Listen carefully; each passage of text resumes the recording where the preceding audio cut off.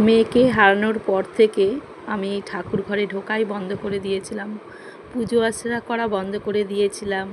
ঠাকুর ঘরে পাও আমি রাখিনি, ঠাকুরের মুখও দর্শন করিনি, কোনো কিছু করিনি। কোনো জায়গায় যেতে আমার ভালো লাগে না, কারোর সাথে সেরকমভাবে কথা বলতেও ভালো লাগে না। কিন্তু হ্যাঁ, একটা জিনিস এখন আমার ভালো লাগে, আমি মানে মন থেকে আমি বলছি যে আমার সত্যি কথা বলতে সবথেকে এখন আমার শান্তির জায়গা হচ্ছে এই ঠাকুর ঘর। আর এই যে দেখছো আমার মহাদেব, তো আমি ঠাকুর ঘরে ঢুকলেই মানে এতটা শান্তি এখন পাই, আমার মনে হয় যে আমি ঠাকুর ঘরেই ঢুকে থাকি, মানে ওখানে গেলেই না আমার মনটা প্রাণটা মানে শান্তি হয়। করলাম তো অনেক সংসার কাজ কর্ম সব কিছু, মানে এত কিছু মানে দেখে নিয়েছি না বন্ধুরা জীবনে, মানে এখন কি বলো তো, আর কোনো কিছু ভালো লাগে না। মনে হয় কি যে সব কিছু না ছেড়ে ঠেড়ে আমি শুধু ঠাকুরের কাছেই গিয়ে পড়ে থাকি।